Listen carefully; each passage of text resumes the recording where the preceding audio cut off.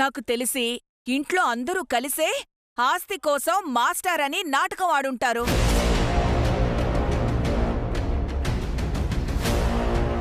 చిచి, ఆ కుటుంబాన్ని చూస్తుంటే ఆడపిల్లని బయటివ్వాలంటేనే భయమేస్తుందన్నయ్యా.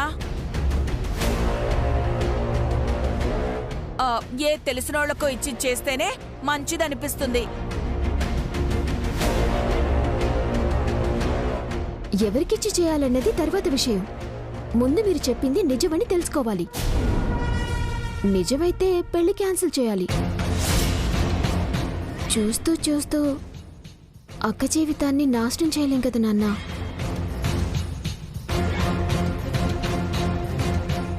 వెంటనే ఆ గణపతి మాస్టారు ప్యూను తెలుసుకోండి.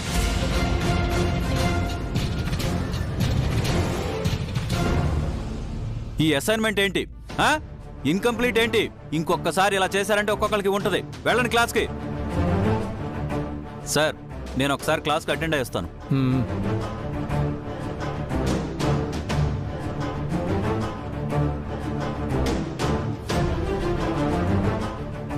రే గణపతి, ఆగరా. ఛ, నాకున్న కష్టాలు చాలా ఉన్నట్టు వీడు తలనొప్పిలా తయారయ్యాడు.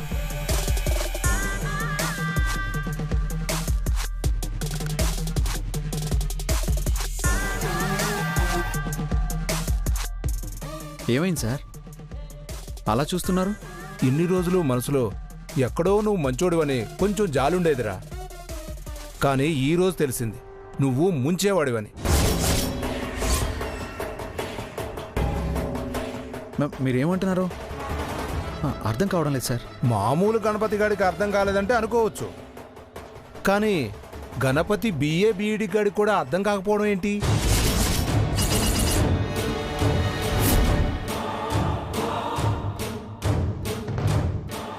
ఏంటి షాక్ అయ్యావా?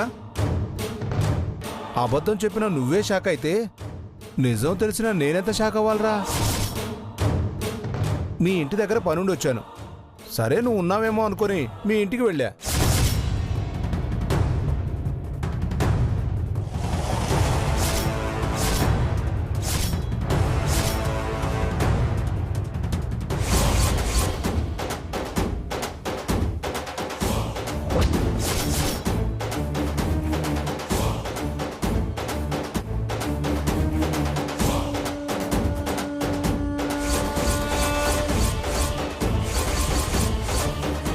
ప్యూన్ జాబ్ చేస్తూ మాస్టర్ అని ఇంట్లో వాళ్ళకి అబద్ధం చెప్తావా? అంటే నువ్వు ఆదినారాయణ గారికి వాళ్ళ అమ్మాయికి కూడా మాస్టర్ అని అబద్ధం చెప్పావురా?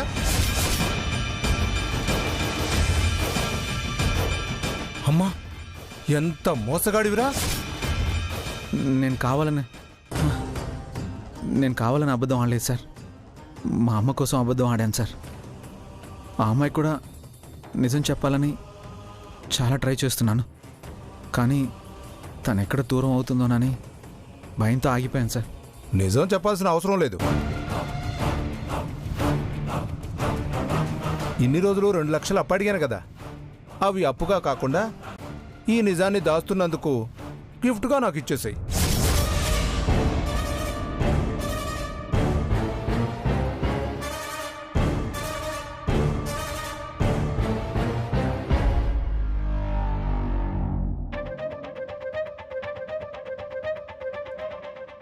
అది కాదు సార్.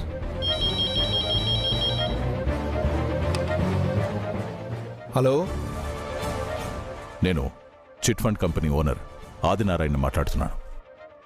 ఆదినారాయణ గారా?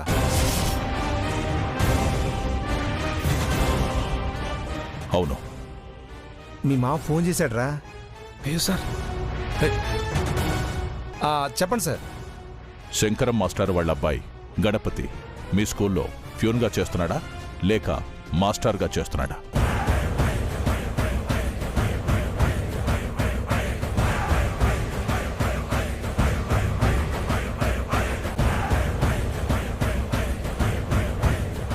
మీ మావయ్యకి నిజం తెలిసినట్టుందిరా. నువ్వు ప్యూనా అని అడుగుతున్నాడు.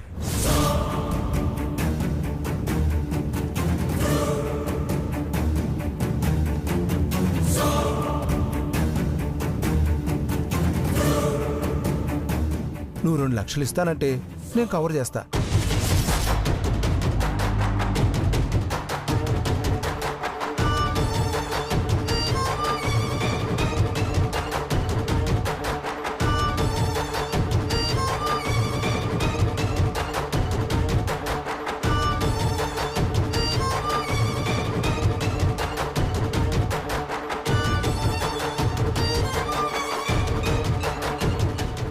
హలో, లైన్లో ఉన్నారా? ఉన్నాను సార్. సార్ సార్ నేను ఇస్తాను సార్, 2 లక్షలు ఇస్తాను సార్, ప్లీజ్ సార్.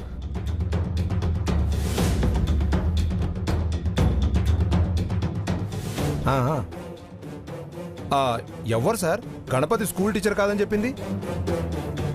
గణపతి గొప్ప టీచర్.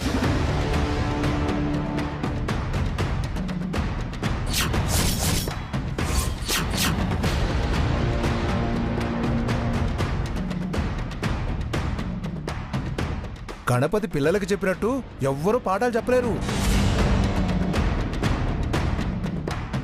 మీకెవరో తప్పుడు ఇన్ఫర్మేషన్ ఇచ్చినట్టున్నారు సార్.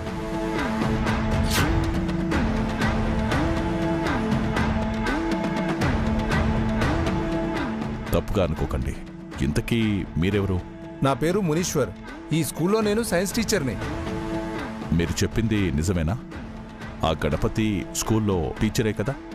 అబద్ధం చెప్పాల్సిన అవసరం నాకేంటి? నేను చెప్పేది నిజం.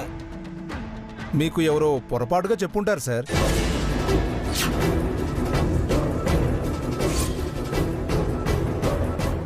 గణపతి చాలా అంటే చాలా ఇంటెలిజెంట్. కావాలంటే మీరు ఒకసారి స్కూల్కి వచ్చి టెస్ట్ చేసుకోండి. సార్ ప్లీజ్ సార్, నువ్వు ఆగు.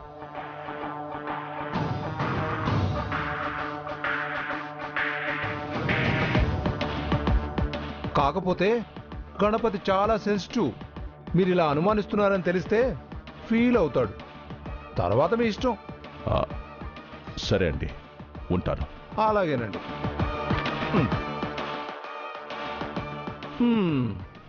చూసావురా గణపతి ఎలా కవర్ చేశాను? 2 రోజుల్లో 2 లక్షలు రెడీ చేసి పెట్టుకో, లేదంటే నిజం చెప్పేస్తాను. సార్ వద్దు సార్.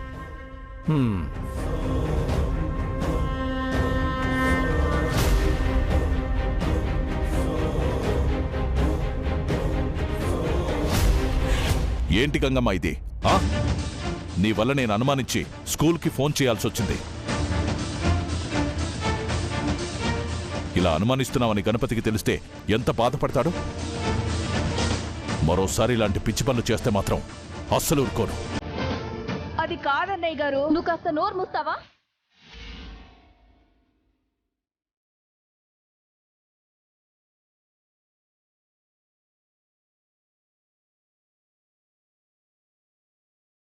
నా మీదొట్టే, నేను చెప్పేది నిజం.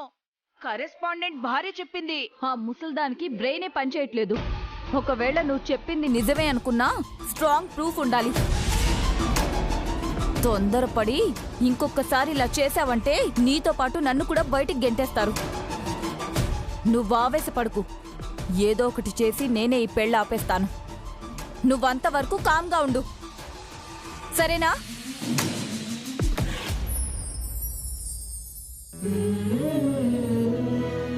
పూజారి గారు,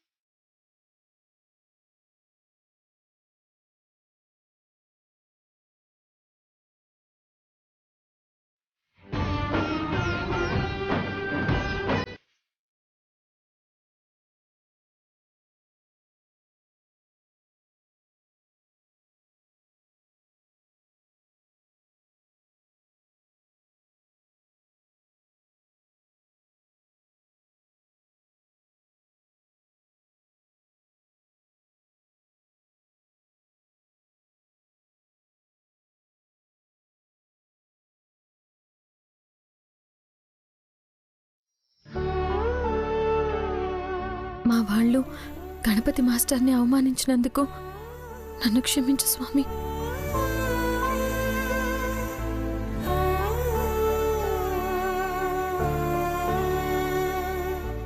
నా మనసుకి నచ్చిన మాస్టర్తో పెళ్ళనుకున్నప్పటి నుంచి మా పెళ్ళి ఆపడానికి గంటకో గండం ఎదురుపడుతుంది.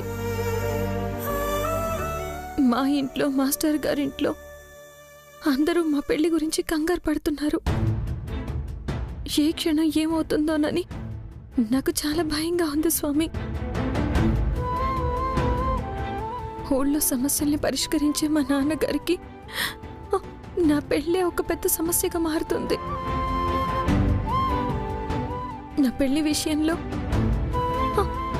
ఇక ఏ చిన్న సమస్య వచ్చినా, పొరపాటు జరిగినా మా నాన్నగారు తట్టుకునే పరిస్థితుల్లో లేరు. ఎలాంటి ఆటంకం లేకుండా నువ్వే మా పెళ్లి జరిపించాలి స్వామి.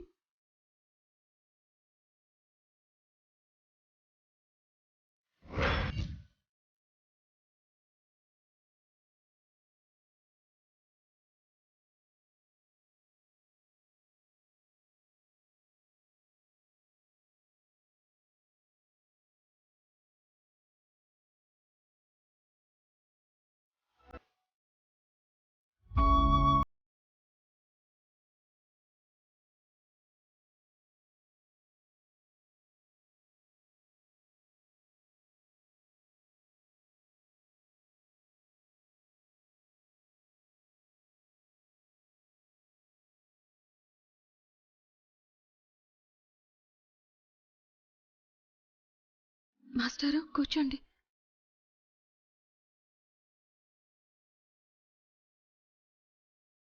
ఏమైంది విద్య? ఎందుకు ఇలా చేస్తున్నారు? నన్ను క్షమించండి మాస్టారు. నా వల్లే మీకు ఈ సమస్యలు, అవమానాలు. అలా అనకు విద్య. నిజమే కదా, గురువైన మిమ్మల్ని అనుమానంతో అవమానించాం. మా గంగమ్మత్త మీరు మాస్టర్ కాదని ఇంట్లో పెద్ద గొడవ చేసి బలవంతంగా మీ స్కూల్కి ఫోన్ చేయించింది. నాకు తెలుసు ఈ విషయంలో మీరు చాలా బాధపడి ఉంటారని. అసలే మీది సున్నితమైన మనసు, పైగా మాస్టర్ ఉద్యోగం మీరు ప్రేమించేది.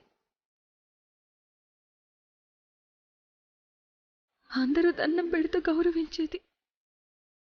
అందుకే నా తప్పుని మన్నించమని గుడి చుట్టూ 108 ప్రదక్షిణాలు చేశాను.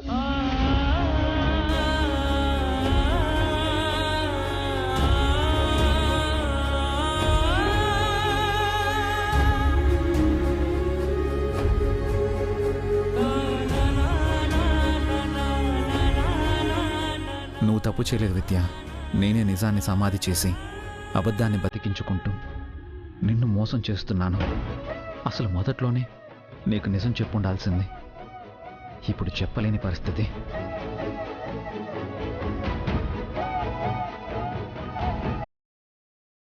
నన్ను క్షమించు విద్య. డిగ్రీ ఈ ఏడాది కాకపోతే వచ్చే ఏడాది పాస్ అవ్వచ్చు. విద్య దూరం అయితే దక్కదు అని మావయ్య చెప్పిన మాటల వల్ల, నీ మీద మనసులో ఉన్న ప్రేమ వల్ల నిజాన్ని చెప్పలేకపోయాను.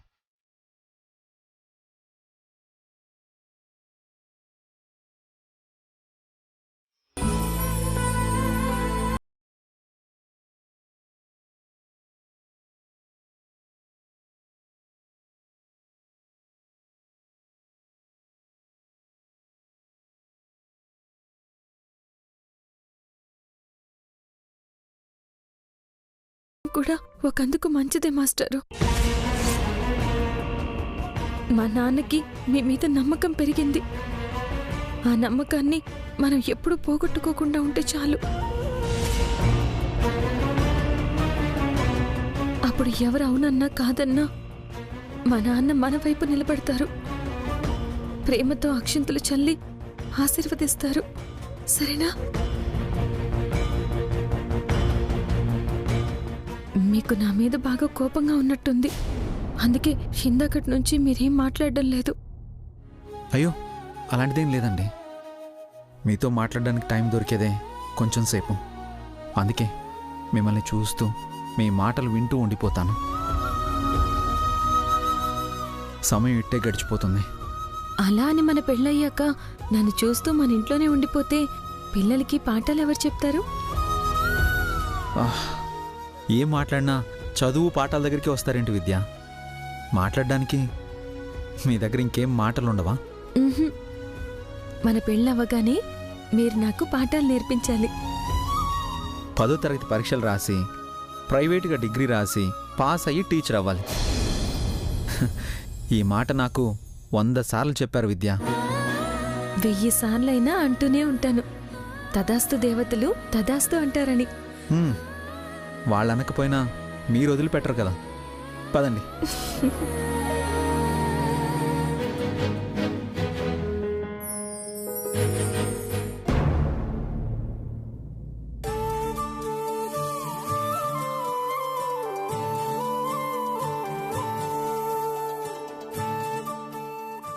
ఏంటిలా నవ్వుతూ దంచుతారా? వెయ్యవే రానానా. గణపతి, నువ్వు నిజంగా అదృష్టవంతుడివయ్యా. చక్కనేనమ్మాయి, పెద్దింటి పిల్ల నీకు భారీగా వస్తుంది. దేనికైనా రాసిపెట్టుండాలి. గణపతి మంచితనానికి దేవుడలా రాసిపెట్టాడు. ఇంక నీ చిన్న కొడుక్కి ఎలాంటి సంబంధం వస్తుందో పార్వతమ్మ.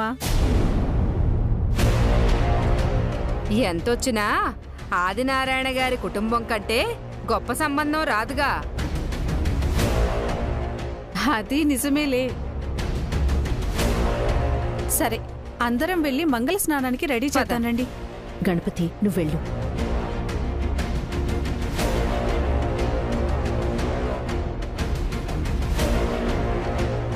అమ్మా, వచ్చినోళ్ళు పని చూసుకుని వెళ్లకుండా అనవసరంగా నా జోలికి వస్తున్నారు. ఇంకొకసారి ఇలా నా గురించి ఎవరైనా మాట్లాడితే నేనేం చేస్తానో నాకే తెలీదమ్మా. వచ్చినోళ్ళందరికీ చెప్పు. రే,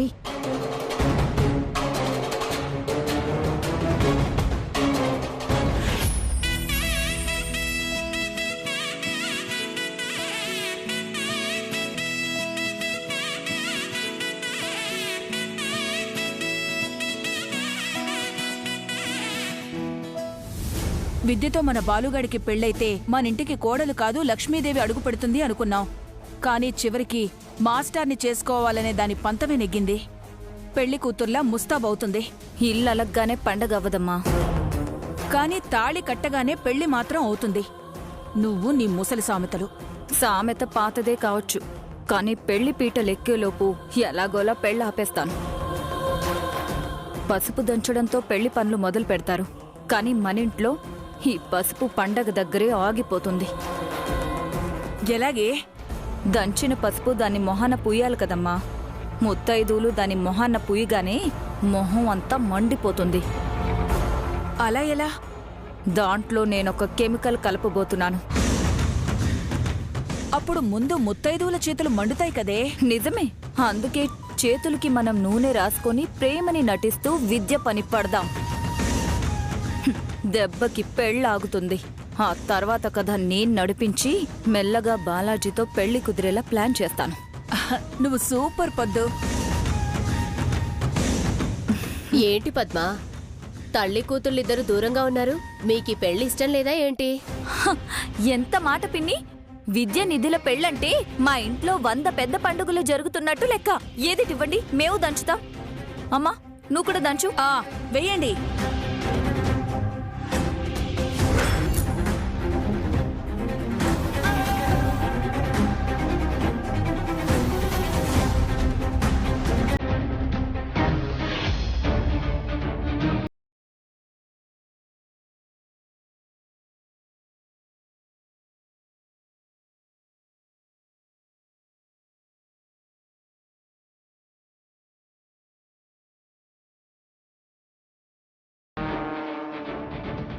ఇద్దరమ్మాయిల పెళ్లిళ్ళు ఒకేసారి చేస్తుంటే మీకెలా ఉందో గాని మాకు మాత్రం చూడ్డానికి 2 కళ్ళు సరిపోవడం లేదు.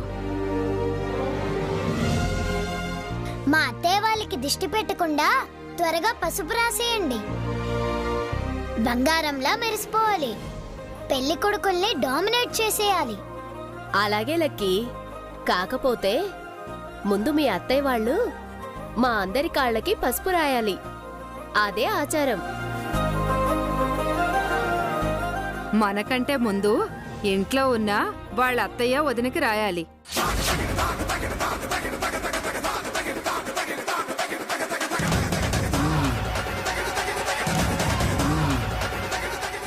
ఆహా, మాదే ఉందిలేండి.